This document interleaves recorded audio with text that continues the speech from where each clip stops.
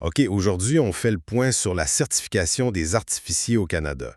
Parce que, tu sais, derrière la magie des grands feux d'artifice, il y a une profession qui est hyper sérieuse puis qui est encadrée par Ressources naturelles Canada pour une raison bien simple, la sécurité de tout le monde. Premièrement, il faut savoir que tu as une hiérarchie vraiment claire. En bas d'échelle, tu as l'aide d'artificier. Lui, il apprend le métier, toujours sous supervision. Ensuite, il y a l'artificier surveillant. C'est lui le grand boss, le responsable légal d'un spectacle standard, mettons, avec des bombes jusqu'à 155 mm. Et au sommet, tu as l'artificier avec mention.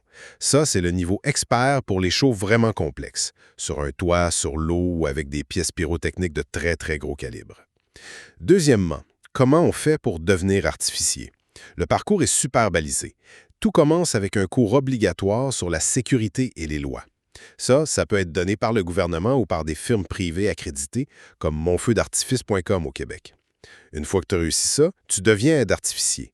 Mais pour graduer comme grand responsable, il te faut de l'expérience. On parle d'au moins 3 spectacles en 5 ans. Finalement, et ça c'est le point le plus important, les responsabilités. C'est, c'est énorme. L'artificier surveillant, il n'est pas juste là pour allumer les feux, là. Non, non. Il est également responsable de tout l'événement.